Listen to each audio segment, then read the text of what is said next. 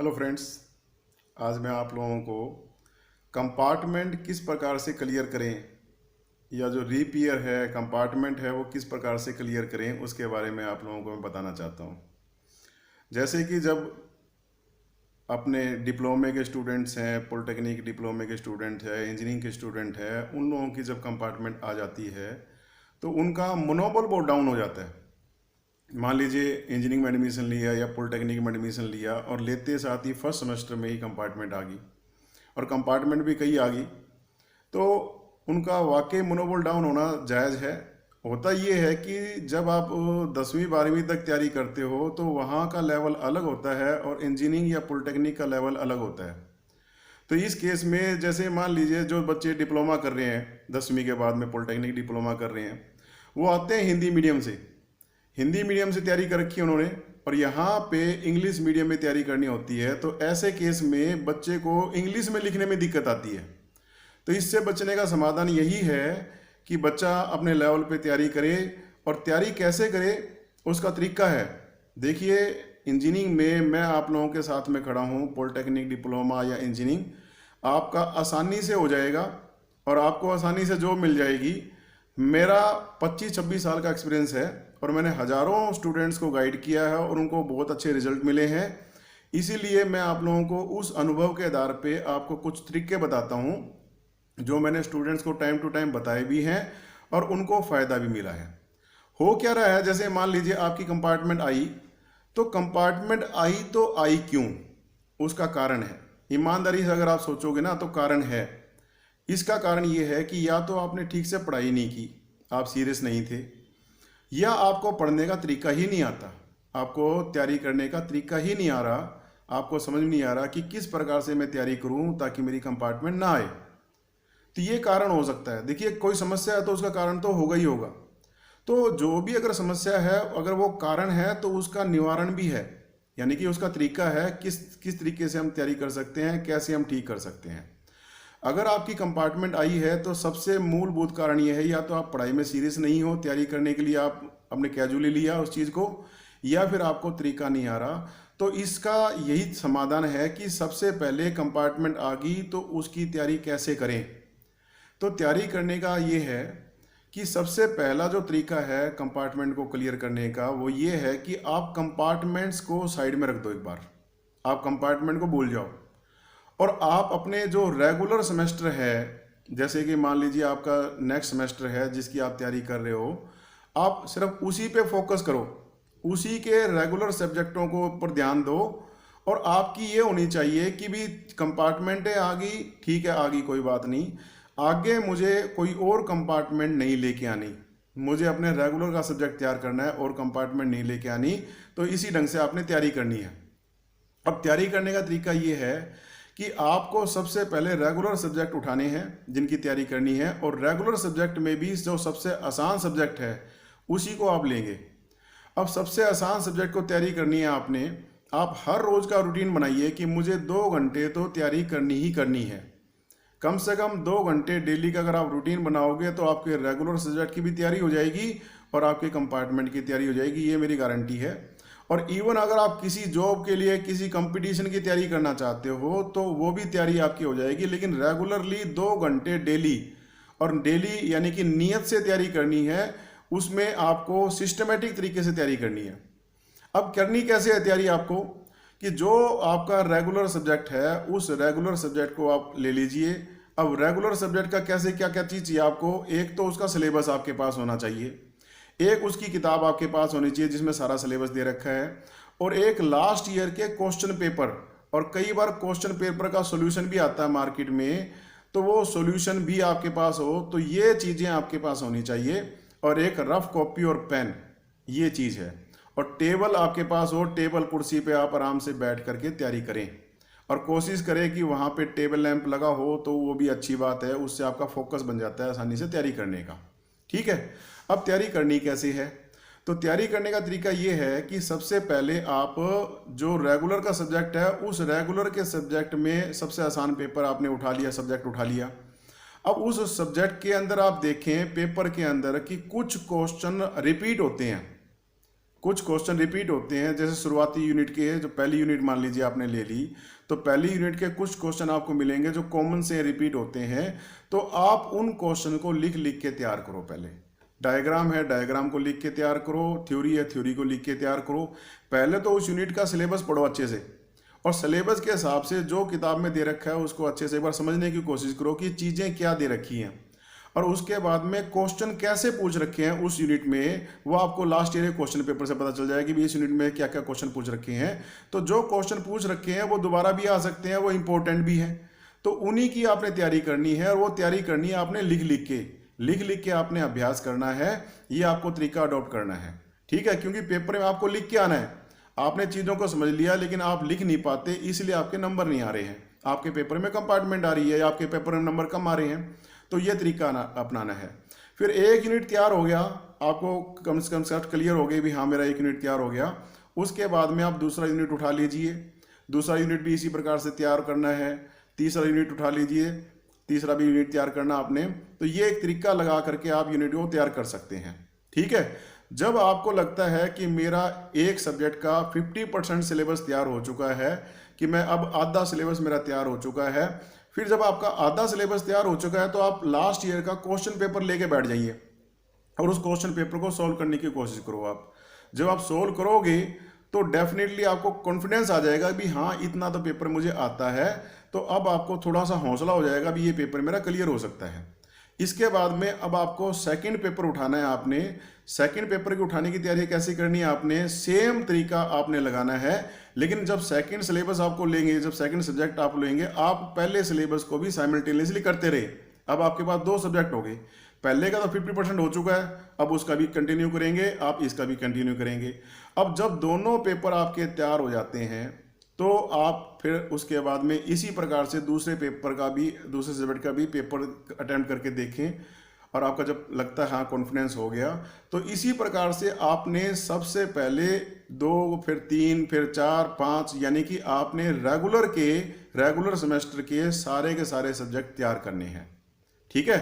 अब रेगुलर के सब्जेक्ट तैयार करना बहुत आसान रहता है। उसका कारण यह है, एक तो आपको कॉलेज में वही पढ़ा रहे हैं, आपको टीचर आपको असाइनमेंट भी देंगे, आपको टेस्ट भी देने होते हैं, प्रैक्टिकल भी लिखने होते हैं, प्रैक्टिकल परफॉर्म भी करने हैं, वाइवा भी देने हैं आप लोगों को।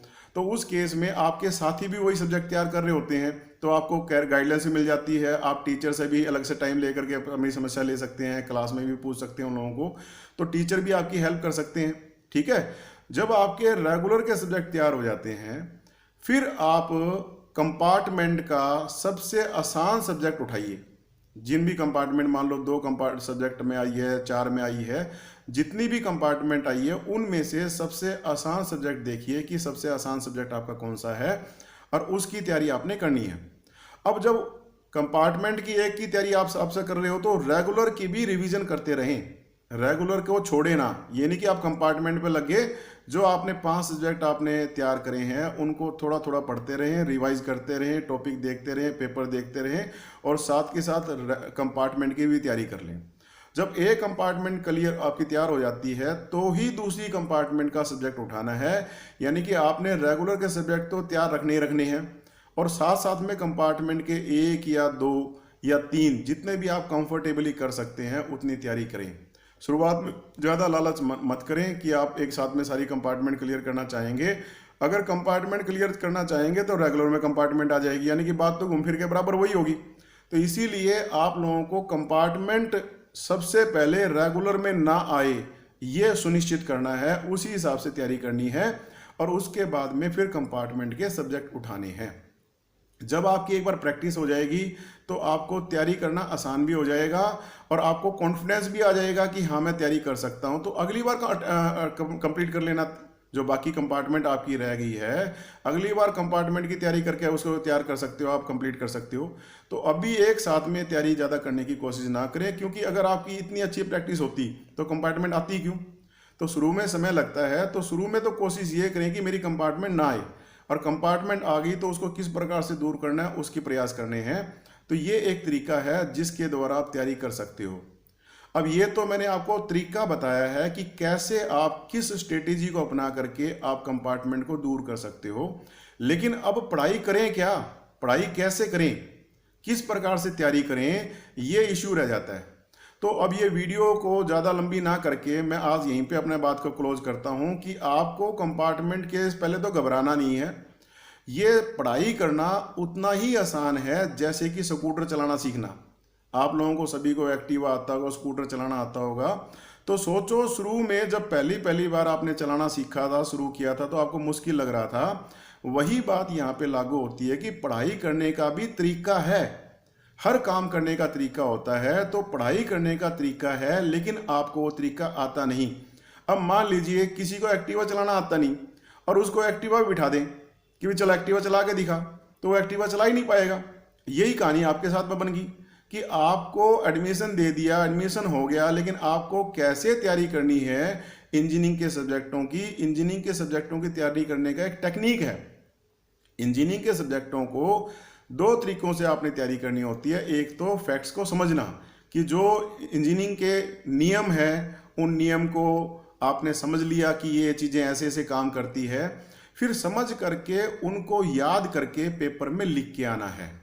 अगर आपने समझ लिया चीज़ों को, तो समझने के बाद में आप वाइवे में बता सकते हो, कल को आपका इंटरव्यू होता है उसमें बता सकते हो, और आपको इंजीनियरिंग की चीज़ें इस्तेमाल कर सकते हो कि मशीनरी कैसे काम करती है। क्योंकि जो भी मशीन या कोई चीज़ काम करती है उसका काम करने का तरीका है और एक नियम है। तो वो अगर आपने समझ लिए तो आप उसमें मॉडिफिकेशन भी कर सकते हो आप। और दूसरा, पेपर में लिख के आना आपको ज़रूरी है। तो कई बार क्या होते हैं, विद्यार्थी कई समझने में बड़े अच्छे होते हैं, वो चीज़ों को समझ लेते हैं, लेकिन वो लिख के नहीं आ पाते। और कई बार विद्यार्थी ऐसे होते हैं जो लिखने में अच्छे होते हैं लेकिन समझते नहीं, उनके रटने की आदत होती है। तो ऐसे केस में जो बच्चे अगर लिखने में अच्छे होते हैं, उनके नंबर तो अच्छे आते हैं लेकिन कंसेप्ट क्लियर नहीं हो पाते, तो ऐसे केस में उनको ज़्यादा फायदा नहीं मिल पाता। तो दोनों पॉइंटों से तैयारी करनी है आपने। एक तो आपने या समझना है चीज़ों को सबसे पहले कि क्या बताया गया है, इस टॉपिक में क्या समझना है, क्या बताना चाहा है।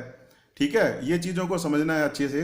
फिर उसके बाद जब आपको चीज़ें समझ में, अब मान लीजिए इंग्लिश में दे रखा है, तो कोई बात नहीं, आपको गूगल पर टाइप करके उस वर्ड का हिंदी ढूंढ लीजिए, आप डिक्शनरी उठाकर देख लीजिए, आप उसका हिंदी में लिख लीजिए उसके ऊपर कि भाई इसका मतलब क्या है, या अपनी भाषा में जो जो भी आपकी मदर टंग है उसमें लिख लीजिए आप। कुछ ही शब्द ऐसे हैं जो बार बार रिपीट होते हैं, कुछ ही टेक्निकल टर्म्स होती हैं जिनको समझना होता है, और उन्हीं टेक्निकल टर्म्स को आपने पेपर में लिख के आना होता है। और पेपर में लिखते समय एक बात और होती है, कुछ होते हैं कीवर्ड्स। जब आप आंसर लिखते हैं ना, तो आंसर लिखते समय पॉइंट्स होते हैं हमारे, जैसे 7-8 पॉइंट है, उन 7-8 पॉइंट का मतलब है 7-8 कीवर्ड्स हैं। वो कीवर्ड्स अगर आपने समझ लिए तो उन्हीं कीवर्ड्स को आपने डिटेल में समझा करके आना है। डायग्राम है तो डायग्राम बना के आना है आपने। तो ये एक तरीका है कि पेपर की तैयारी कैसे करें। तो पेपर भी दो तरह के होंगे, एक ऑब्जेक्टिव पेपर, एक सब्जेक्टिव पेपर। अगर सब्जेक्टिव पेपर है तो उसकी तैयारी कैसे करें उसका भी तरीका है, और ऑब्जेक्टिव पेपर है उसकी भी तैयारी कैसे करें उसका भी तरीका है। देखिए, हर काम करने का तरीका है।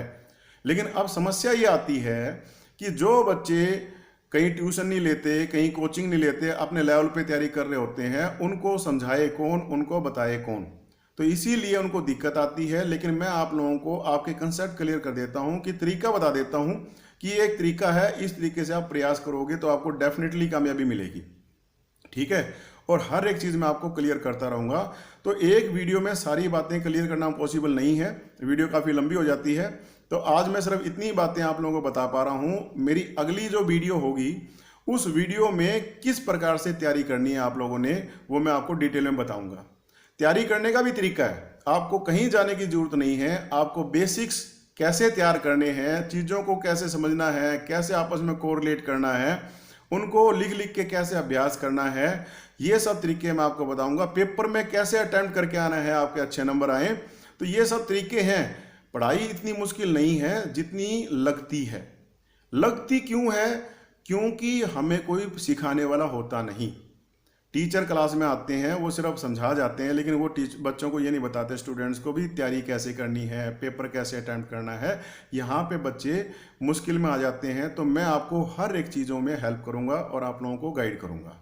ठीक है, तो अगर आपको मेरी वीडियो अच्छी लगी है, उसके लिए बहुत बहुत धन्यवाद। आप लोगों ने इतने पेशेंस से मेरी बात सुनी, और मैं टाइम टू टाइम इसी प्रकार से और वीडियो बना करके आप लोगों की हेल्प करता रहूँगा। अगर आप लोगों को मेरा ये वीडियो अच्छी लगी है तो आप मेरे चैनल को सब्सक्राइब कर लीजिए ताकि आपको मेरी और आने वाली वीडियो मिलती रहे। आप नोटिफिकेशन भी कर दीजिए, ठीक है, ताकि मैं टाइम टू टाइम आप लोगों को वीडियो और देता रहूं। ठीक है, thank you very much, all the best for exams, I am with you, definitely will achieve. अभी तक हजारों विद्यार्थी मेरे साथ में जो जुड़े हैं वो मेरे तरीकों को अपना करके कामयाब हो चुके हैं और वो खुशी खुशी मुझसे मिलने आते हैं और फीडबैक देते हैं कि सर आपकी बताई हमारे बड़े काम आई और हम इसी प्रकार से जीवन में कामयाब हुए हैं। मैं आप लोगों को पढ़ाई करने के साथ साथ नौकरी करना, आगे बिजनेस करना अपना, आप लोगों के जो भी सपने हैं मैं उन सपनों को पूरे करने के लिए आप लोगों के लिए हेल्पफुल हूँ और बहुत सारे विद्यार्थी मेरी इस हेल्प के द्वारा अपने जीवन को बना चुके हैं। वो अच्छी जॉब पा चुके हैं, अच्छे बिजनेस सेटअप कर चुके हैं और they are giving feedback regularly, ठीक है, और दे आर वेरी हैप्पी। तो मैं आप लोगों के साथ हूँ, बहुत आसान है पढ़ाई करना, ठीक है, और मैं आप लोगों को टाइम टू टाइम गाइड करता रहूँगा। वीडियो देखने के लिए thank you, so nice of you.